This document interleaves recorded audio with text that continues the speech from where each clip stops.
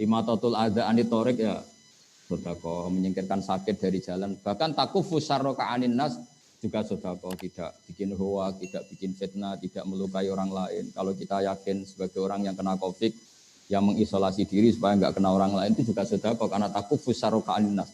Semua potensi kejelekan kamu jangan menimpa orang lain itu juga sedekah. Sehingga orang kalau bawaannya baru akan emosi karena sedang tidak punya uang, awan-awan, siang-siang sebaiknya nggak usah keluar rumah. Karena bawaannya sinis pasti itu.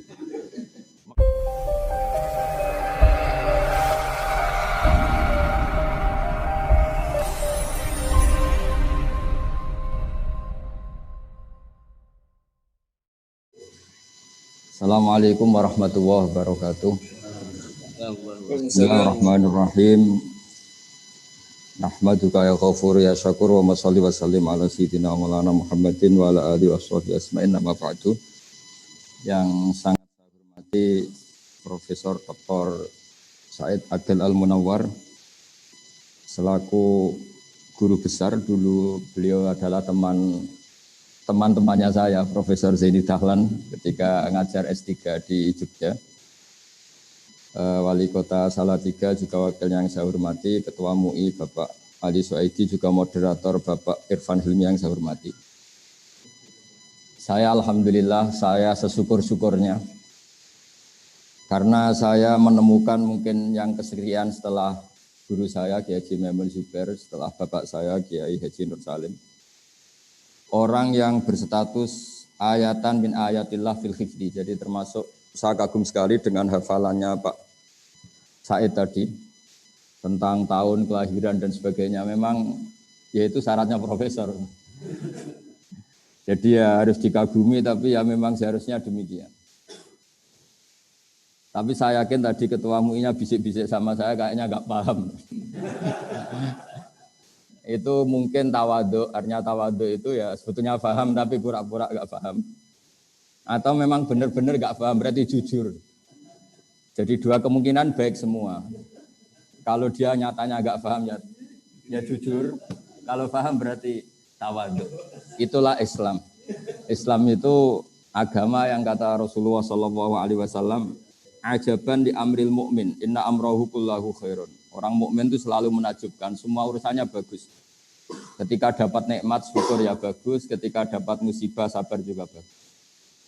Sehingga mungkin perasaannya para wali, para ulama melihat pandemi ini ya biasa, mungkin ibadahnya baru ibadah sabar, diuji Allah karena diantara sunnatullah adalah walana bluwanakum bisyai'im minal khaufi wal ju'. Selalu kita diuji rasa takut. Kita takut mati, takut miskin. Semoga lama-lama ya takut kaya setelah kita. Karena setelah orang mau jadi wali itu takutnya malah kaya. Karena kalau kaya nanti uangnya banyak, hisabnya banyak, polanya akeh. Jadi takut itu tidak harus dari kaya menjadi miskin. Kita yang latihan mau jadi wali juga takut kaya karena takut banyak hisab. Juga sebagian kita takut banyak istri karena takut banyak yang marahin, itu macam-macam. Namanya takut itu macam-macam. Saya termasuk pengagum Profesor Dr. Said Akil karena beberapa kali saya mengikuti pengajian beliau, baik ketika baca Quran secara tartil dan Qur'an usul fikih tadi. Tapi saya pastikan orang Solo 3 ini butuh taisir ya, butuh mempermudah dari penjelasan itu. Insya Allah ini mulai Pak Ketua MUI saya bantu. Nanti kalau tidak khatam kapan-kapan ngaji lagi. Nanti mulai warokot, lubul usul sampai apa? Yang gampang-gampang saja. Nanti tak ajarin kitab yang gampang dan dia kuat beli. Ya warokot, terus apalah yang gampang, lubul usul dan sebagainya. Apa yang dikatakan Pak Said tadi benar sekali bahwa ilmu usul fikih itu pokok. Tapi penjelasannya memang sebetulnya mudah. Kalau dalam sebuah kitab yang saya baca istilahnya ada kata fama fatahum illa mujarradul istilah. Sebetulnya aplikasi usul fikih itu sudah dilakukan oleh para sahabat. Cuma mereka tentu tidak perlu bikin istilah apa itu istihsan, apa maqasid, apa saja. Tapi mulai dulu ada mengatakan itu hadis, ada mengatakan itu mauquf ala Abdullah bin Mas'ud. Mulai dulu perasaannya orang banyak adalah maro'ahul muslimuna hasanan bahwa indallahi hasan. sesuatu yang menurut konsensus orang banyak itu baik, maka itu hakikatnya menurut Allah juga baik. Kenapa demikian? Karena kata Pak Said tadi, ada diam yang penting. Tidak semua sesuatu harus syariat berkomentar. Tapi ada wasakatan asya, ada yang didiamkan oleh syariat, tapi diam itu sendiri menjadi sumber hukum. Karena memang dari awal min ghairi nisyanin, bukan karena Allah lupa, tapi rahmatan lakum. Itu sebagai rahmat. Dan alhamdulillah kesimpulan dari itu, kalau dalam bahasa Nahwu disebut faktafrek, fala tabhasu anha. Ada yang kalimat riwayat fala tasalu anha. Berhubung itu didiamkan, ya kamu jangan membahas. Jadi kalau kita tidak bahas bukan karena tidak bodoh, bukan karena bodoh tidak, memang nggak boleh bahas. Jadi yang pinter ya barokah karena memberi penjelasan, yang menang ya barokah, memang dalam banyak hal nggak boleh bicara. Jadi ini saya tidak tahu, saya ini afdol saya apa afdol yang diam ini, karena memang sebagian masalah itu tidak boleh dibicarakan. Tapi saya pastikan ilmu ushul fikih itu hanya implementasi atau ekspresi atau apalah, tatbiki dari perasaan adzauqus salim, perasaan yang salim. Saya mengkaji banyak ilmu balaghah karena memang tadi di antara syaratnya mufassir harus mengkaji balaghah. Pernah ada seorang khatib ketika itu menyitir ayat fawarabbis sama'i wal ardi innahu lahaqqum misama annakum tantikun. Demi Tuhan langit dan bumi bahwa apa yang dikatakan Quran itu senyata-nyatanya pasti benar. Si Bedui ini, orang Bedui ini enggak ngerti usul fikih, apalagi istilah-istilahnya enggak ngerti. Yang jelas tidak orang Solo Tiga itu karena itu peristiwa di Arab. Itu langsung tanya sama khatib, Pak Khatib, mangzalladzi akhdabal jalil hatta alja'uhu ilal yamin. Siapa yang bikin Allah murka sehingga Allah dipaksa untuk sumpah? Perasaan keseharian kita ketika kita ditagih orang, besok tak bayar. Orang itu masih gak percaya, tenang nih, besok tak bayar. Ketika lawan bicara kita kelihatan tidak percaya sekali, kita pasti sumpah. Wallahi, demi Allah besok pasti saya bayar. Di mana-mana namanya sumpah itu pasti ada jengkelnya. Jika dalam balaghah terus dibikin urutan. Jika lawan bicara kita sudah percaya, maka kalam tidak perlu dikasih taukid, tidak perlu diberi kata sesungguhnya. Tapi kalau sudah ada indikasi dia tidak percaya, maka perlu dikasih taukid, bila perlu dikasih sumpah. Jadi di mana-mana sumpah itu ya ada nada jengkelnya, ada nada marahnya. Kita sampai bersumpah itu karena melihat lawan bicara kita tidak percaya atau kurang percaya. Di sini orang Bedui menangkap, meskipun dia tidak tahu kaidah itu, tidak tahu kaidah yang di ilmu balaghah. Ada apa satu kalimat itu untuk apa tidak tahu. Tapi dia merasa kok sampai Allah sumpah itu pasti Allah tersinggung. Dan ternyata betul, hampir semua ayat yang Allah sumpah pasti terusannya terus nadanya nada marah, nada menegur secara keras. Makanya ketika ada ayat sumpah, si Bedui tadi tanya sama Pak Khatib, mangzalladzi akhdabal jalil hatta alja'uhu ilal yamin. Pak Khatib, siapa yang bikin Allah marah sehingga Allah harus terpaksa sumpah?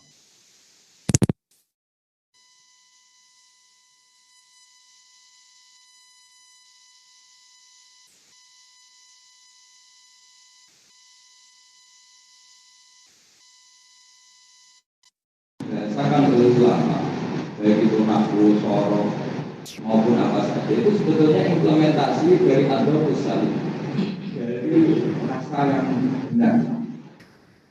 Saya punya sekian contoh, ada banyak wali yang berjual. Itu ya nggak ngerti istilah benarnya, karena wali itu nggak boleh terlalu pintar, nanti jadi akademisi. Benar tapi nggak terlalu pintar istilahnya, dia pintar betul tapi nggak tahu istilahnya. Nggak boleh wali pakai bahasa milenial.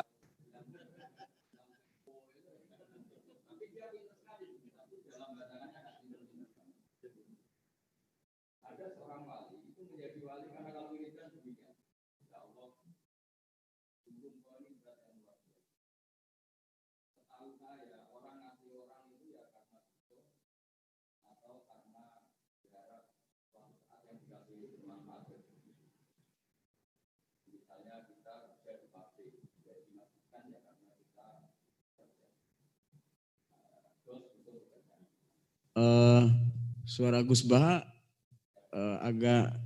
agak macet-macet ini, belum terdengar lagi sampai ke Salatiga.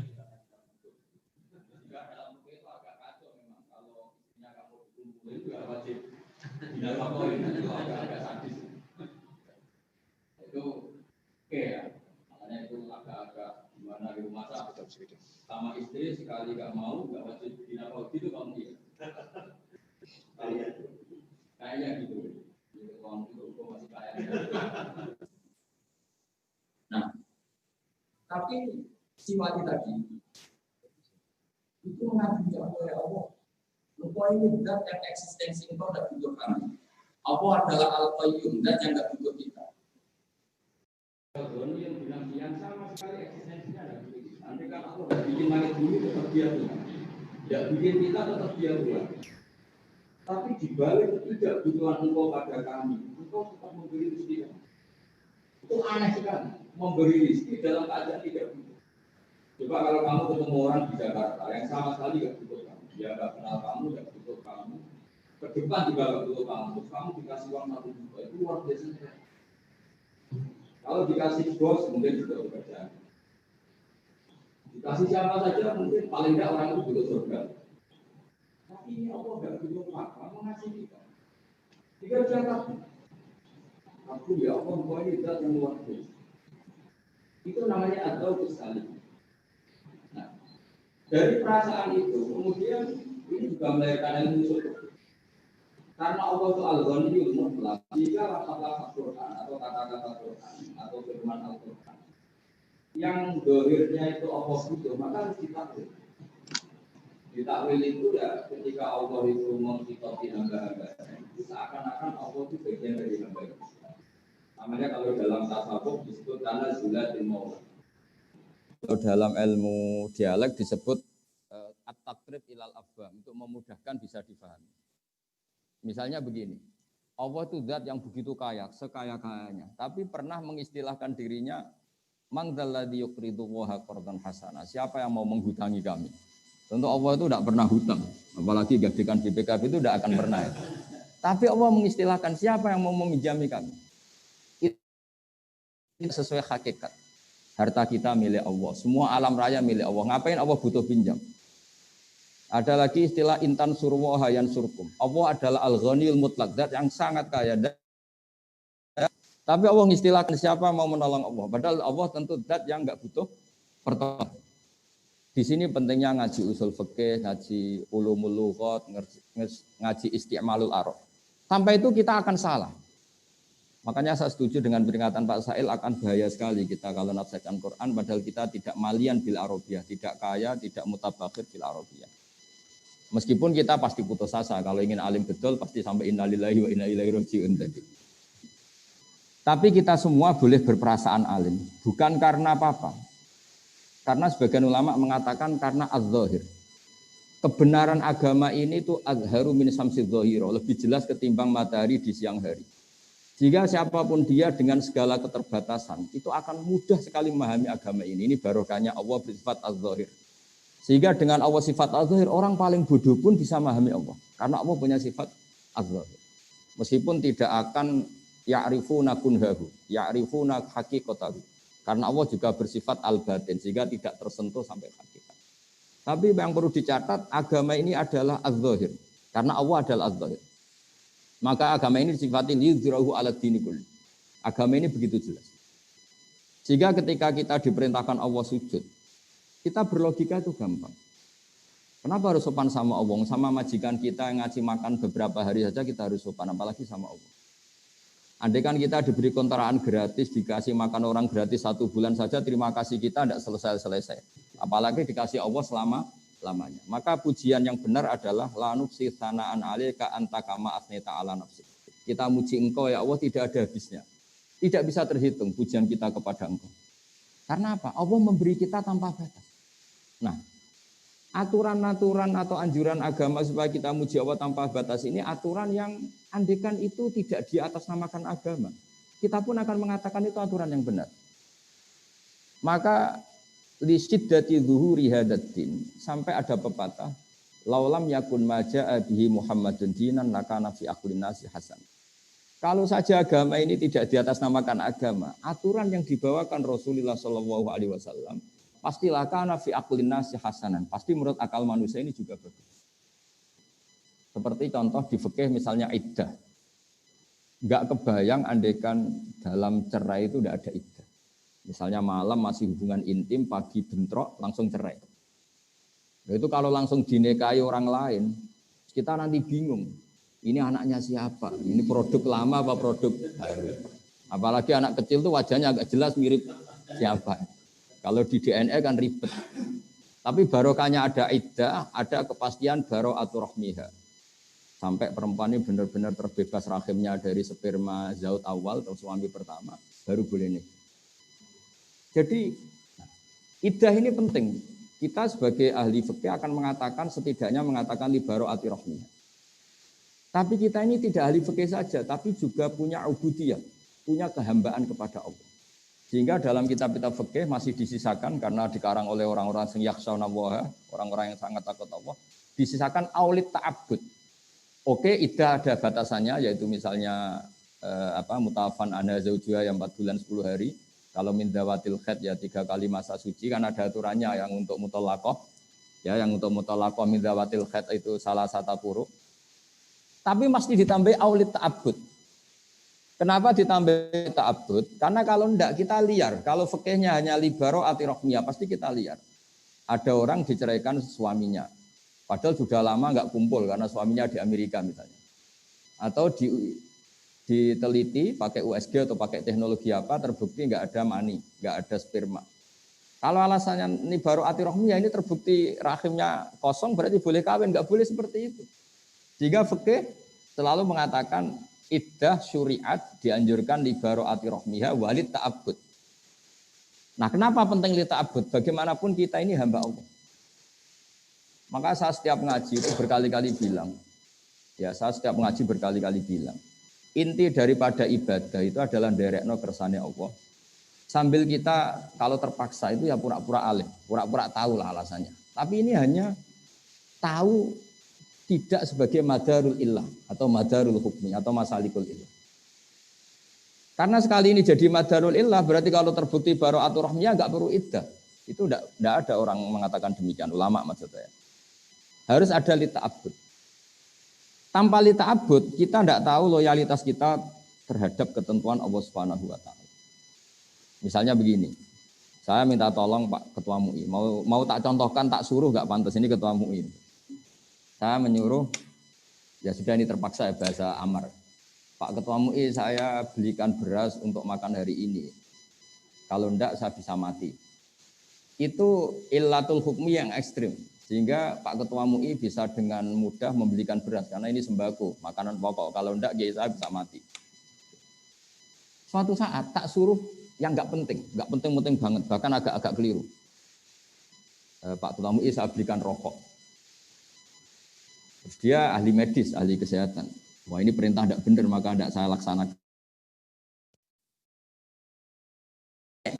Agak pakai ilatul hukmi, maka loyalitasnya perlu diragukan. Atau saya suruh mindah gelas yang enggak penting. Coba gelas yang dari kanan agak geser sedikit ke kiri. Pentingnya apa, urgensinya apa, terus tidak nurut. Nah, meskipun yang saya perintahkan itu tidak nurut dalam hal sepele, tapi saya akan menvonis orang itu bahwa tidak loyal.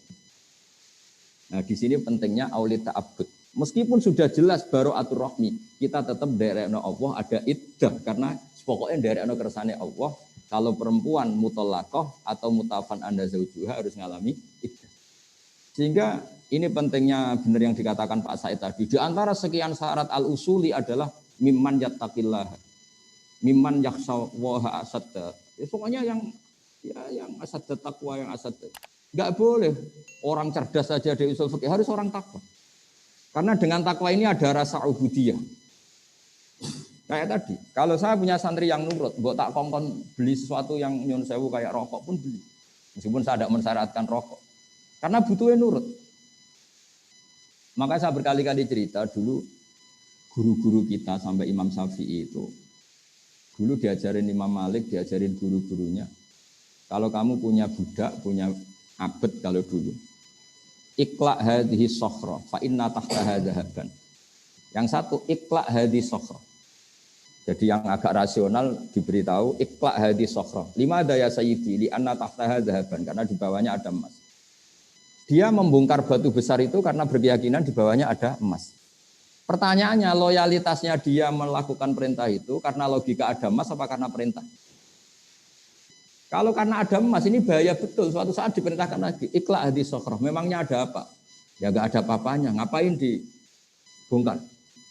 Padahal majikannya sedang uji loyalitas, bukan sedang mencari emas. Nah, di sini selalu kita butuh dibalik alasan illatul hukmi selalu ada ubudiyah. Dan itu yang dikatakan Pak Said tadi, di antara syarat sekian mustahil adalah harus takwa. Ya, barokahnya takwa ini bisa improvisasi terus. Selain cerdas ya, takwa atau tidak cerdas itu ya ruwet. Makanya dulu agama ini semua nabi pasti bersyarat selain sidik, amanah juga harus fatonah. Kalau fatonah tok tidak sidik, ngakali orang terus ya, orang boleh. Tapi kalau amanah tok tidak fatonah, diakali orang terus. Ini kan ribet. Makanya saya senang dengan urian Pak Said tadi, tapi saya mohon doa beliau karena beliau adalah alitrotu tohiroh, juga orang alim. Saya hanya mewakili sebagai orang Quran yang saya dapat barokahnya Quran memang walaqad yassarnal Qur'ana lidzikri fahal mim mudzakir. Jadi saya ingin agama ini mudah, ya mudah aplikasinya, mudah prakteknya, mudah pemahamannya. Sehingga meskipun mereka enggak ngerti ilmu usul fikih yang itu untuk gelar doktoral tadi, dan itu penghormatan bagi orang Solo Tigo karena diterangkan ilmu yang jelimet gitu. Itu kalau enggak untuk gelar doktor enggak mungkin. Jadi bagus itu, artinya ada penghormatan pada kita yang mendengar. Karena tadi itu ilmu papan atas ya. Saya aja yang sudah kiai agak bingung, apalagi yang enggak kiai itu pasti apa? Cuma do gaya tok pura-pura paham. Tapi saya pastikan semua ilmu itu mudah. Karena tadi Allah sudah janji fa innal aqla mutarratun ila qabulil haqq, kata Imam Syafi'i. Akal itu akan dipaksa untuk menerima kebenaran. Sehingga mengawal kebenaran itu tidak perlu serius-serius banget. Yasiru wala tu'asiru. Karena akal fa innal uqula mutarratun ila qabulil haqq. Akal ini pasti dipaksa untuk menerima kebenaran. Tadi misalnya agama ini berkonsep supaya ada iddah. Orang pasti tahu kenapa butuh iddah. Karena nanti kalau ada bayi, itu bayinya siapa? Produknya siapa? Tanpa ada iddah, ditakutkan ada ikhtilatul ansab. Anak ini anak bapaknya siapa? Enggak jelas. Nah itu andai kan enggak diatasnamakan agama, orang akan mengatakan memang aturannya harus demikian. Sebab itu agama ini sebagiannya disebut Allah fitratallahi allati fataran nasa alaih. Agama ini agama apa? Agama menurut logika manusia pasti benar. Orang normal, maksudnya ini bicara orang normal. Haramnya khomer juga demikian. Kenapa khomer haram? Ya karena khomarul akal. Karena mencederai akal. Padahal menjaga akal termasuk wajib. Lalu yang dikatakan khomer apa? Ya dulu asirul inab. Dulu itu ya inab yang diperas. Lama-lama kenapa haram? Lah ini ilatul hukmi. Ya karena yukhomirul akla, merusak akal. Artinya terus fakullu ma khoromaral akla, yang merusak akal yang namanya khomer. Atau sama-sama muskir atau sama-sama haram. Yaitu ada masalikul ilah. Nah, kemudian ulama berdebat. Apa kias itu penting? Ada yang mengatakan penting tidak penting, yang jelas nanti hasilnya sama. Ada yang cara ulama ngendikan nggak perlu dikatakan kias, cukup dikatakan min itlaqil ba'di wa iradatil qul. Jadi kalau Allah mengharamkan fala taqul lahuma uffin, sekedar bilang hus saja haram, apalagi yang di atas hus. Atau al murad bin nahyi an qauli uffin adalah at-tadajjur atau al-idza. Yang dikehendaki Allah haramnya mengatakan hus pada orang tua adalah al-idza. Maka apalagi naboi, apalagi nyadui. Apalagi membiarkan orang tua miskin utang-utang tonggo, itu ya agak haram juga itu. Jadi lah itu kan lagi-lagi dzau. Mungkin orang dulu tidak mengistilahkan itu min itlaqil ba'di wa iradatil qul, atau mengatakan itu masalikul illah atau illatul hukmi adalah al-idza, sehingga apa saja yang menyakiti orang tua haram. Itu kan sudah dibahasakan oleh ulama. Karena mau tidak mau ulama butuh istilah. Untuk mempakemkan satu teori ada istilah, ada terminologinya. Tapi tanpa itu pun agama ini bisa difahami. Itu yang disebut walaqad yassarnal Qur'ana lidzikri fahal min. Sehingga dulu saya ini termasuk pengagum cerita-cerita orang Bedui. Orang-orang Bedui itu orang yang jauh dari pemahaman. Tapi seringkali mereka kalau bikin natijah, bikin kesimpulan itu sering benar. Misalnya Nabi pernah ngendikan yadhaku rabbuna. Allah itu pernah senyum melihat ini, melihat orang sering jamaah, melihat ini. Si Arabi tadi mungkin tidak pati hafal jumlah yang Allah senyum kepada siapa saja itu, tidak pati hafal deh. Cuma dia langsung takok, Awayat hakur rabbu ya Rasulullah. Apa Tuhan itu pernah senyum? Iya. Jawabnya Arabi tadi lucu. Lan na'dima min rabbin yadhaku khairan. Wah, kalau Tuhan pernah senyum, biasanya orang senyum itu enggak mau menyiksa. Akan baik-baik saja. Jadi, dan itu dibenarkan Rasulullah. Beberapa kali orang Bedui punya kesimpulan, Nabi ngendikan mansar rohu ayang duro ila ahli jannah fal yang duri ila hadza. Kalau kamu ingin melihat penduduk surga yang masih hidup, ya lihat. Jadi orang Bedui, karena apa? Ya agama ini mudah. Lagi-lagi agama ini mudah. Sehingga orang yang enggak cerdas banget, itu ya bisa paham. Meskipun enggak bisa ngistilahkan tadi. Ya pusing kalau orang bisa di konmil masalikul ilah harus ada jamek, mutarid munakis, jamek manek, enggak boleh ada farik. Itu, wah iya kalau enggak paham bisa bilang amin amin itu. Dianggap doa itu. Tapi ini kan cerita apa? Jadi karena tadi Pak Said sudah memberi ilmu yang luar biasa, ini saya bantu teman-teman Solo 3 supaya enggak perlu kaget. Itu semuanya mudah. Yang kamu enggak hafal itu hanya istilah, tapi nurani kamu akan paham. Karena walaqad yassarnal Qur'ana lidzikri fahal min muddakir. Jika dulu itu begitu mudahnya orang-orang Bedui memahami Islam. Sampai ketika Islam enggak difahami Ikrimah bin Abi Jahal, enggak bisa difahami oleh orang-orang kafir yang masih kafir zaman itu. Nabi kalau ngendikan ketika dapat informasi tentang itu hanya ngendikan gini. Misluhu la yajhalul Islam. Orang secerdas dia itu tidak akan bodoh tentang Islam. Akhirnya mereka yatafakkaru fil Islam wa yata'ammalu fil Islam. Akhirnya yang masuk Islam. Karena kata Nabi malah dipuji ketika mereka masih belum Islam, ditawarin Islam belum mau, tapi Nabi ngendikan misluhu la yajhalul Islam. Ternyata betul setelah Islam itu dikaji.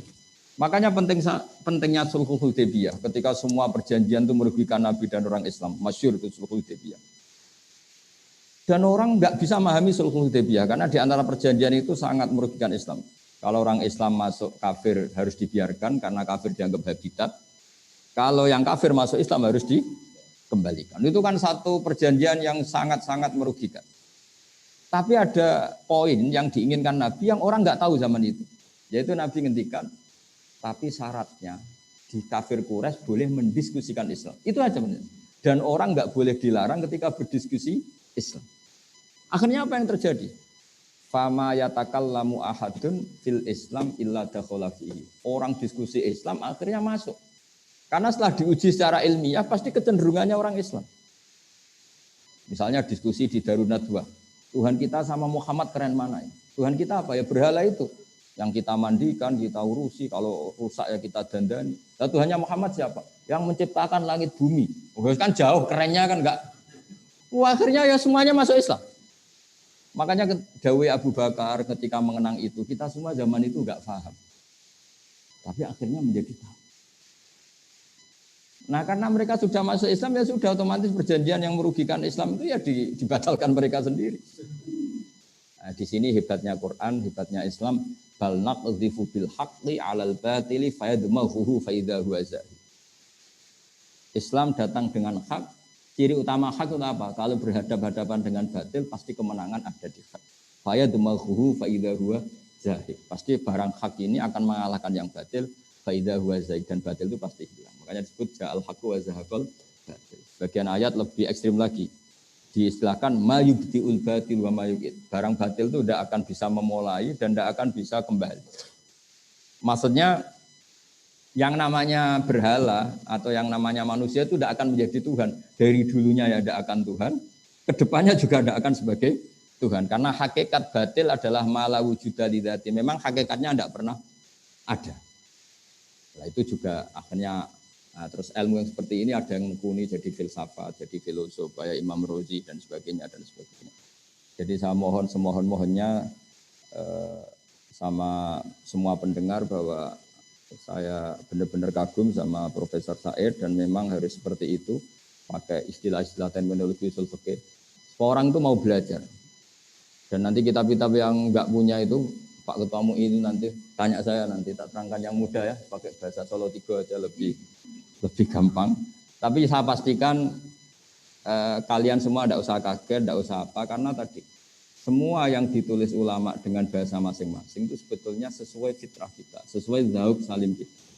Sehingga sudah saya jelaskan berkali-kali, dulu banyak orang Bedui itu mukhotobah dengan Nabi, muhawarah itu akhirnya paham.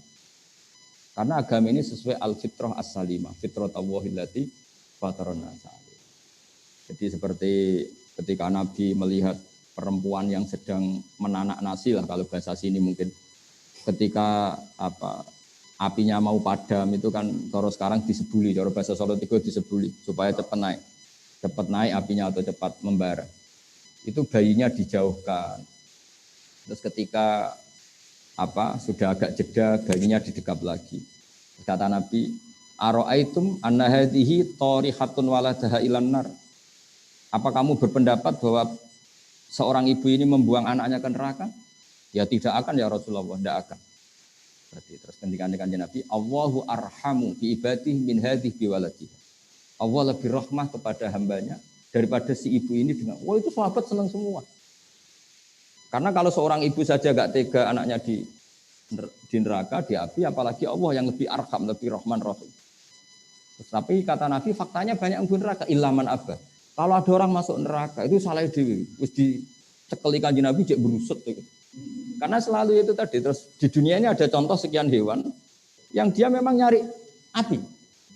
Nah kita jangan seperti hewan yang goblok itu. Wong api kok dicari. Jadi sebetulnya Nabi ini sudah akhidun bihujazikum, sudah megangin kita supaya tidak jatuh ke api. Tapi sebagian kita ngawur sekali tetap menuju api. Jadi ini pesan saya supaya ilmu dari beliau, ya kita semua minta restu beliau, minta doa beliau dari Profesor Said supaya barokah. Saya sebagai yang muda membantu lah bahwa itu mudah. Karena tadi walaqad yassarnal Qur'ana lidzikri fahal mim mudzakir. Jadi meskipun fa'il itu didefinisikan al-fa'il wa al-ismu al-marfu alladzi alladzi al-ismu al-marfu, terus yang dirofakkan oleh fi'ilnya atau oleh isim sifat atau oleh isim fa'il. Itu kan kayaknya susah, tapi orang Arab ya sudah bilang ja'a zaidun. Jadi misalnya al-ismu al-marfu al-madhkuru qablahu fi'luhu ya. Kalau dalam jurumiyah, tapi kalau di alam alfiyah tidak harus fi'il, tapi termasuk isim fa'il ya. Kelihatannya kan susah, tapi setelah kita ngaji ya orang Arab tetap bilang ja'a zaidun. Ra'aitu zaidan.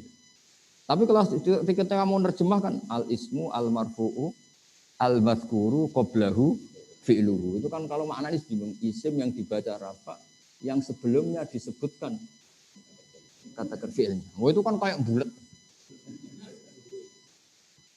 Jadi ya sudah, tapi lama-lama prakteknya ya gampang. Makanya terus orang Arab kadang pakai mausu'ah. Mausu'ah itu ya pokoknya ngono. Timbang latihan bahasa Arab Indonesia kesuwen kon kerja ning Arab Saudi sak tahun mulai bahasa Arab. Karek dadani sithik-sithik naku sorope gitu. Tapi kalau pintere bahasa Arab kan sudah. Ya karena tadi walaqad yassarnal Qur'ana lidzikri fahal mim mudzakir. Saya kira demikian. Terima kasih. Assalamualaikum warahmatullahi wabarakatuh.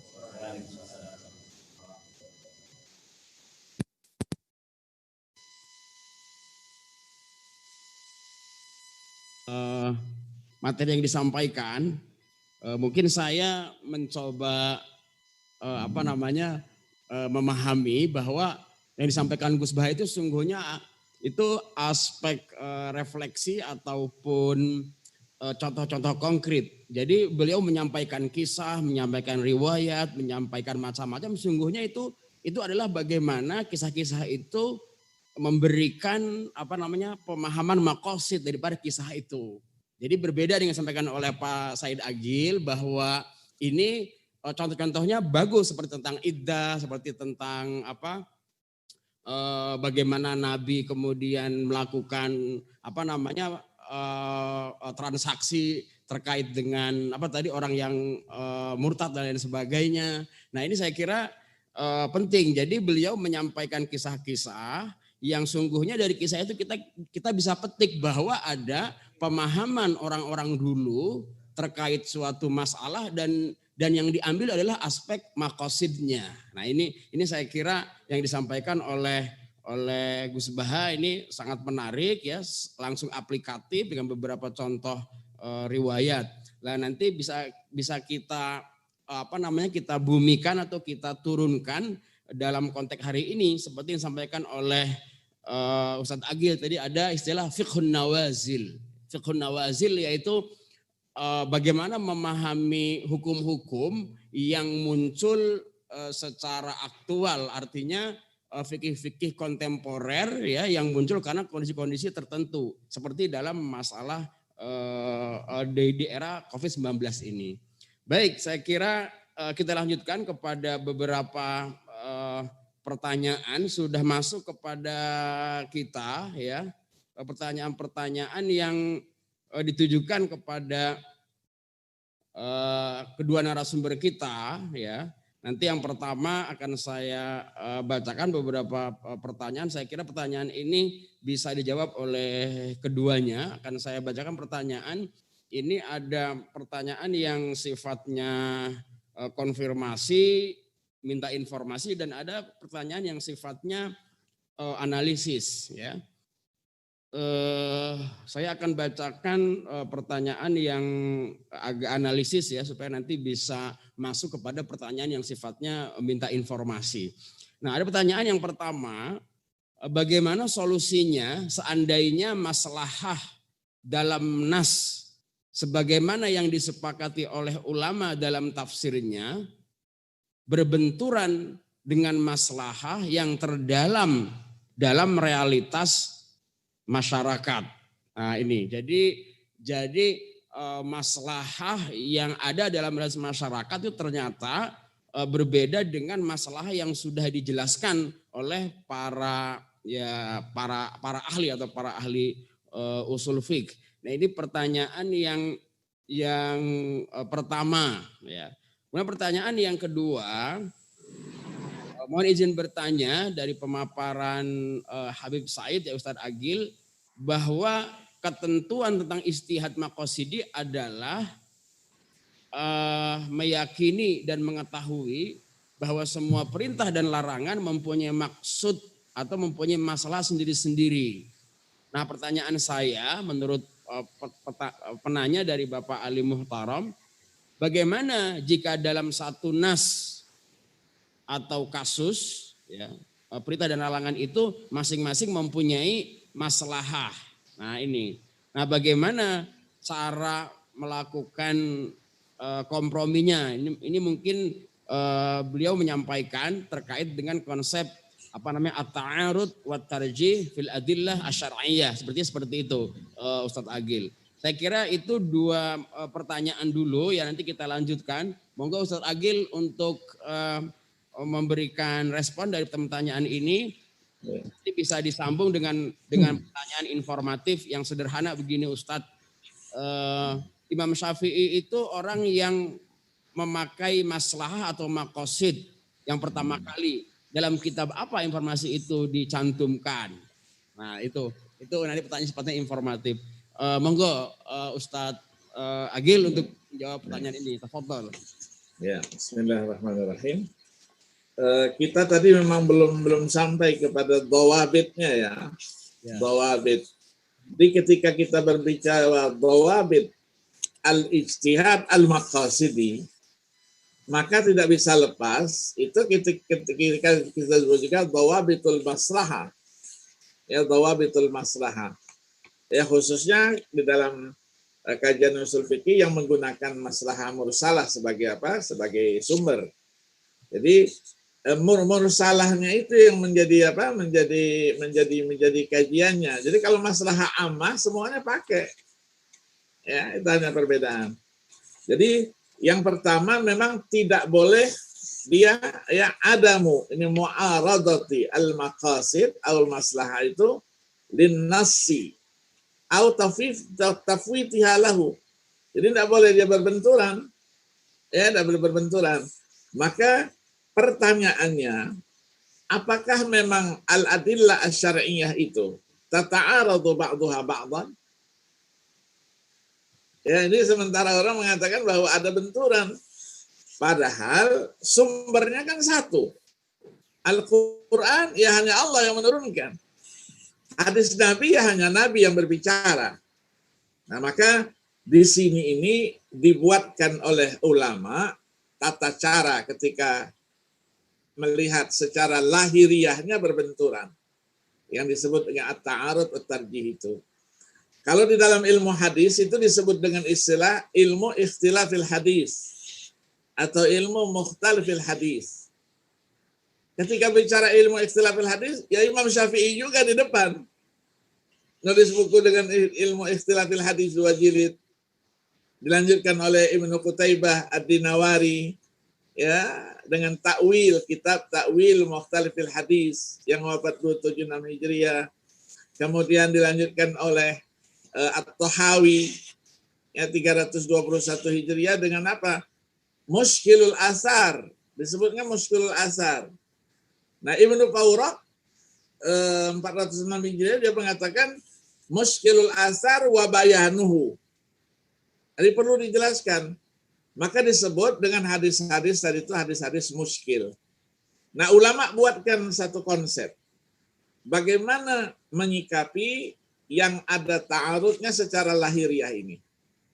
Kalau mazhab Syafi'i, dia nawarkan yang pertama apa?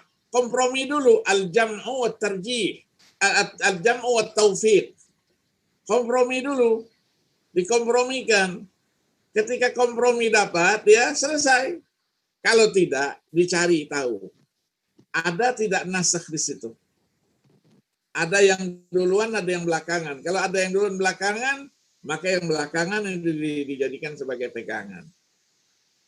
Yang ketiganya, itu disebut dengan istilah tarjih. Tarjih itu memilih.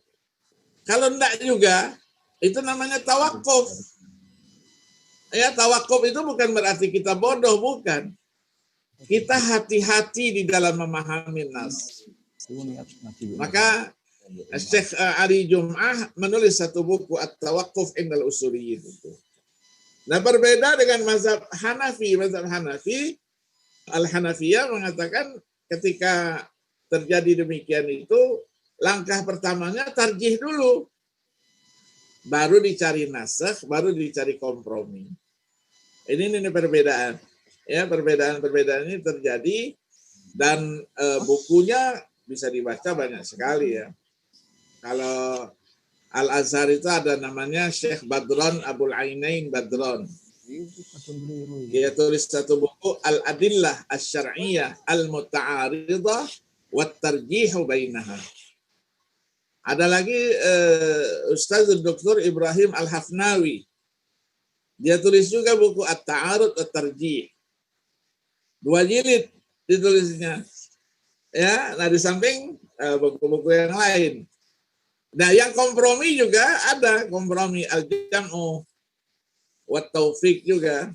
Ya, ditulis oleh teman-teman yang lain tuh ada yang 1 jilid, ada yang 2 jilid. Sampai dengan fil hudud wal uqubat. Ya, ada kajian-kajian semacam itu. Kemudian tidak boleh juga dia ta'arudnya dengan ada mu'aradati al-masalih, al-maqasid itu dengan ijma', dengan qiyas. Ya, kemudian tidak juga dia berbenturan dengan apa? Dengan ta'lil, illah. Ya, kemudian mu'aradatinya bil 'urf as-sahih. Kemudian tadi Pak Kiai tadi sebutkan juga kita harus lakukan takwil di situ. Nah, takwil di situ namanya takwil as-sahih. Jadi kajian ini memang apa? Memang menyeluruh dia, menyeluruh. Maka kita yakini tidak ada teks yang berbenturan. Jadi berbenturan itu apa? Kata Badran Abul Ainin Badran itu lijahli nabihi. Karena kebodohan kita saja. Dalam Al-Quran kita temukan misalnya innallaha la yaghfiru ayyushraka bihi wa yaghfiru ma duna dzalika liman yasha. 2 kali dalam surah An-Nisa. Tapi begitu dalam surah Az-Zumar innallaha yaghfiru dzunuba jami'an. Jadi kalau Mas Bahak tadi menekuni apa bahasa tadi az-dzunub itu al-jam'u al-mu'arrafu bi'al. Berarti yufidul istighraq. Berarti dosa besar, dosa kecil Allah akan ampunkan. Nah, karena Al-Quran ini saling menafsirkan, bagi siapa yang akan diampunkan, maka innallaha la yaghfiru, itu liman lam yatub. Bagi yang tidak bertaubat, Allah tidak akan ampunkan. Tapi bagi orang yang bertaubat, dia akan diampunkan oleh Allah. Maka ayatnya nanti ada di dalam surah Al-Furqan. Walladzina la yad'una ma'allahi ilahan akhar, dan seterusnya sampai dengan illa man taba wa amana wa amila amalan salihan faulaika yubaddilullahu sayyi'atihim hasanat wa kana Allahu ghafurur rahima wa man taba wa amila salihan fa innahu yatubu ila Allahi mataba. Nah, ketika berbicara nas juga itu harus dibedakan antara, nanti ada lanjutannya dengan mungkin as-sawabit wal mutaghayyirat ya. Ada nas yang qat'i, ada nas yang zanni ya. Yang qat'i itu la yahtamilu ta'wil, yang zanni itu yang yahtamilu ta'wil. Mungkin nanti pembahasan berikutnya. Kemudian pertanyaan yang kedua ya. Yang kedua tadi itu maslahah itu. Jadi selain Imam Malik memakai istilah itu dengan al-maslahah al-ammah. Kalau Imam Malik menyebutnya dengan al-maslahah al-mursalah. Kada ada mu'tabarah, ada mulghah, maka ada mursalah. Mursalah itu artinya la mu'tabarah wala mulghah. Jadi ketika berbicara jam'ul Quran misalnya, jam'ul Quran zaman Nabi tidak ada. Nabi tidak pernah melarang dan juga tidak pernah memerintahkan. Yang diperintahkan kan ditulis, mengumpulkannya tidak. Maka dijadikanlah ketika Umar bin Khattab radhiyallahu an, tadi banyak diceritakan oleh Kiai tadi itu, ketika peperangan Al-Yamamah tahun 12 banyak gugur para penghafal Al-Quran, maka Sayyidina Umar bin Khattab mendatangi Abu Bakar sebagai khalifah. Kalau kita biarkan begini, nanti generasi sesudah kita, mereka tidak punya Al-Quran. Karena tidak ada bukti dokumennya, tidak ada. Walaupun hafalannya ada. Semua di dadanya para sahabat itu. Terus, Abu Bakar tidak berani. Tidak berani dia. Dari Irak juga datang utusan Abdullah bin Mas'ud, Hudzaifah bin al-Yamani. Jangan, katanya, Rasulullah tidak pernah perintahkan itu. Tapi Sayyidina Umar dengan keyakinannya, la yazalu yuraddiduhu wa yuqni'uhu, akhirnya Abu Bakar sebagai khalifah mengambil satu kesimpulan, bentuk tim. Maka adalah Al-Quran seperti yang sekarang ini. Kalau tidak pada pertimbangan maslahah, tidak ada Al-Quran yang seperti yang kita temukan sekarang ini. Ya, tidak ada itu di dalam teksnya. Jadi pertimbangan semacam itu. Nah, Imam Syafi'i di dalam Ar-Risalahnya. Ar-Risalah ini memang kitab yang luar biasa ya. Ya, luar biasa. Jadi sampai sekarang itu yang mau mensyarahkannya saja bingung, mau masuknya dari mana gitu. Karena luasnya ilmunya Imam Syafi'i. Ya, sebagai matan, ya, ta'liq. Ada yang berani menaklik Imam Syafi'i, apalagi memuat syarah. Nah, inilah tradisi tadi itu seperti dikatakan Pak Kiai. Ulama-ulama dulu itu membuat karyanya pertama dalam bentuk matan. Matan itu matan kesimpulan. Jadi ketika matannya perlu penjelasan, dibuatkan syarah. Ada yang kurang jelas syarah, dibuatkan hasyiah. Hasyiah tidak jelas juga, ada hawamis, ada takrirat, dan seterusnya. Maka kita kalau belajar buku-buku yang lama-lama yang memang alfaznya itu kalimatnya mu'aqqadah, sulit kita pahami, ya kita cari syarahnya. Kita cari syarahnya, kita cari hasyiahnya, kita cari, dan beli bukunya juga harus ekonomis. Jadi kalau beli bukunya satu-satu, di samping tidak ekonomis dan juga tidak praktis dia. Ya, kita beli buku misalnya Minhajul Wusul sendiri. Syarahnya Nihayatul Usul sendiri misalnya. Nihayatul manahijul uqul sendiri hasyiahnya. Kita buat sendiri-sendiri. Melihat matannya, syarahnya ke sini dan seterusnya. Tapi kalau belinya satu, matannya di atas, syarah, hasyiah dan seterusnya itu. Jadi dianggaplah para ulama. Maka diyakini tadi seperti Kiai katakan, usul fikih itu sudah ada pada zaman Nabi, dan Nabi itu sendiri al-usuliyul awal. Sudah ada zaman sahabat. Sudah ada. Maka yang dituliskan oleh apa? Oleh Allah yarham Syekh Qal'ahji, ya, Qal'ahji yang baru meninggal beberapa bulan yang lalu. Dia kumpulkan namanya Mausu'ah. Mausu'ah fikih Utsman bin Affan, Ibrahim An-Nakhai, Aisyah dan seterusnya. Untuk membuktikan apa?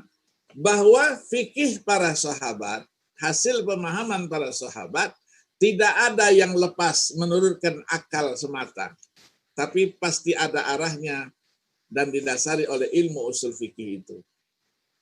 Maka saya dulu ketika saya S3 itu, saya sebelumnya mengajukan judul sebelum saya mentahqiq buku Al-Hawi Al-Kabir lil Imam Al-Mawardi, saya mengajukan satu judul dulu. Fatawa As-Sayyidah Aisyah,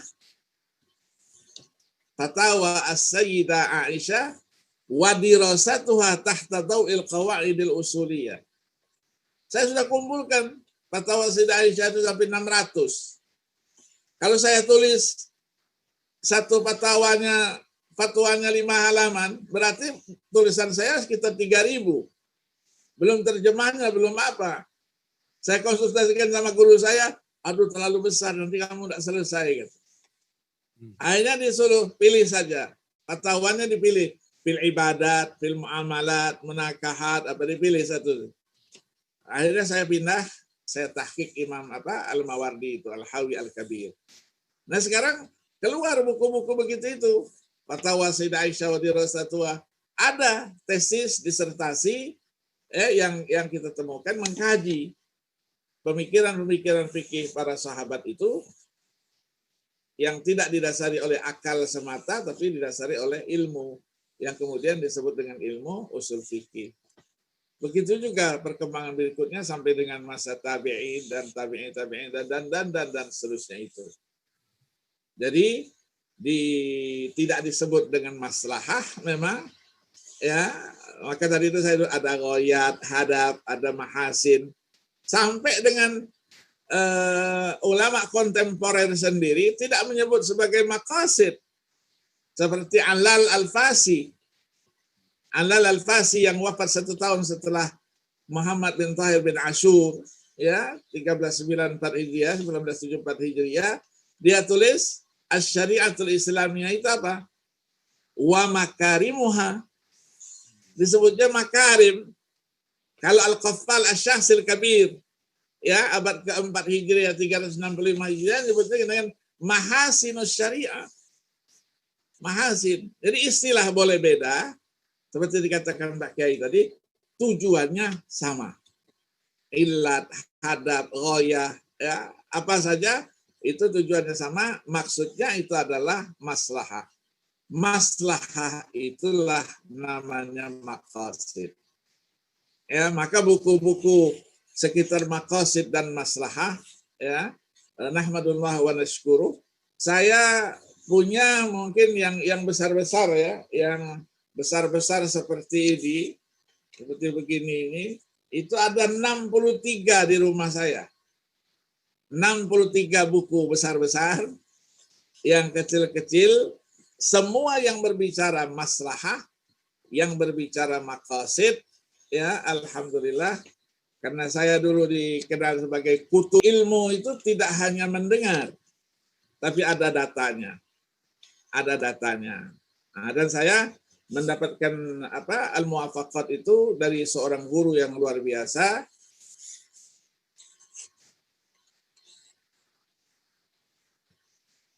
Namanya Syekh Ahmad Fahmi Abu Sunnah. Jadi dia dapat gelar doktor itu pada masa Syekh Mustafa Al-Maraghi tahun 40-an Al-Azhar. Jadi dialah darajanya doktora sekaligus ustaziyah. Itu yang bukunya Al-Urf wal Adah fi Ra'yil Fuqaha. Jadi bacanya sebaris, tapi kuliahnya 2 jam. Bacanya sebaris. Dia hafal maqasid itu, Allah yarham, dia hafal. Ini guru saya yang terakhir. Meninggal dunia itu beliau itu. Syekh Ahmad Fahmi Abu Sunan Al-Hanafi. Ya, jadi memang ya pembahasan yang dipastikan tidak akan kering yang menjadi pembahasan kita pada hari ini. Ini mungkin dari saya. Mungkin Pak Kiai silakan tambahkan Pak Kiai. Baik, terima kasih Ustadz Agil, semakin mencerahkan ya. Oh, jadi semakin tambah itu judul-judul buku dan pengarangnya. Nah ini semakin semangat untuk menjadi pembelajar lagi ya kalau Pak Agil menyampaikan sesuatu. Saya senang mendengar istilah baru ya yang disampaikan oleh Pak Agil, misalnya bahwa maqasid itu dalam beberapa literatur tidak disebut maqasid secara eksplisit, tetapi ada padanannya. Jadi ada similarnya. Jadi tadi ada mahasin, ada makarim, ya dan lain sebagainya. Saya kira ini penting diketahui oleh kita semua agar kita tidak terjebak gitu ya, bahwa istilah itu sebenarnya similar sehingga kita bisa secara komprehensif dan sintetis bagaimana keluar dari sesuatu yang memang kontradiktif. Berikutnya saya persilakan kepada Gus Baha untuk menyampaikan jawabannya. Tadi ada yang menarik Gus, misalnya bagaimana jika maslahah dalam masyarakat itu justru bertentangan dengan maslahah yang dijelaskan oleh para ulama. Nah kira-kira pilih gimana gini. Mungkin kemarin ya di MUI Salatiga itu terkait dengan ini Gus, terkait dengan fiqhul udhiyah. Nah ini, fiqhul udhiyah itu kira-kira kalau kita mengambil atau menimbang-nimbang ya dalam konteks fiqhil aulawiyat, misalnya skala prioritas atau fikih prioritas, kira-kira maqasid daripada udhiyah itu apakah tetap harus dijalankan pada era pandemi ini atau katakanlah boleh dikonversi atau digeser. Nah ini kan dalam konteks maslahat itu Gus. Nah menurut panjenengan terkait dengan pertanyaan yang tadi bagaimana? Ini saya tambahan saja. Maksudnya secara contoh barangkali teman-teman di Indonesia perlu juga mengetahui itu karena ya ada beberapa bukan kegelisahan ya, ada kegelisahan atau ada beberapa pikiran misalnya kalau fiqh udhiyah hari ini tuh kita konversi saja dengan kegiatan lain yang meningkatkan daya beli atau yang meningkatkan ekonomi dan lain sebagainya. Monggo Gus Baha.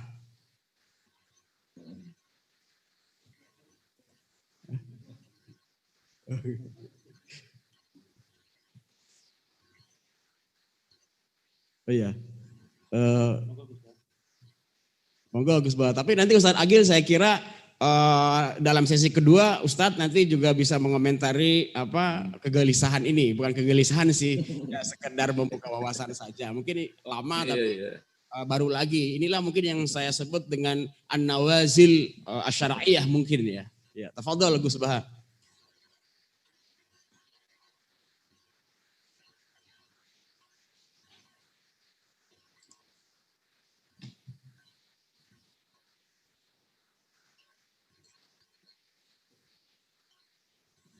Dari ya. Ya,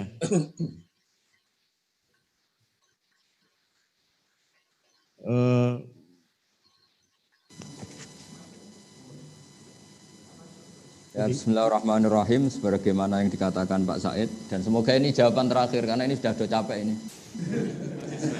Kalau semangat tok terus ternyata nggak paham karena capek itu. Ya realistis saja lah, karena kita mungkin wadahnya enggak luas-luas banget. Daripada nanti meluber kemana-mana malah gak jelas. Apalagi Pak Said tadi bilang ini mukaddimah itu. Begini ya, agama ini kan sudah proporsional. Jadi misalnya korban udhiyah dalam mazhab kita kan tidak wajib. Tidak wajib, dan kita punya tradisi apa i'ta'us syai' haqqahu atau tanzilus syai' manzilatahu. Ya sudah, kalau ingin udhiyah dia monggo beli kambing, beli sapi. Tapi kalau orang itu ingin bersedekah dengan nilai kambing 3 juta, dia monggo sedekah saja ke fakir miskin. Tapi tetap saja jangan katakan bahwa uang ini pengganti udhiyah. Itu nanti terlalu musyarrek. Kita akan dituduh sebagai musyarrek, bikin syariat baru bahwa korban boleh pakai uang. Karena pikiran udhiyah dikatakan doha itu menyembelih. Uang kan nggak bisa disembelih, jadi ribet kan. Mbok ya, udah usah berpikir mengganti itu. Bukan levelnya lah ketua MUI Solo 3 Ijtihad itu bukan. Tadi bisi saya, ngerayu saya supaya ngikuti ijtihad dia. Ya saya tidak mau lah tua saya kok. Ya fitnah. Oke. Artinya gini loh ya. Kalau misalnya ada seseorang yang nuraninya ingin lebih bersedekah dengan uang, dia monggo, tapi tidak perlu diistilahkan pengganti kurban.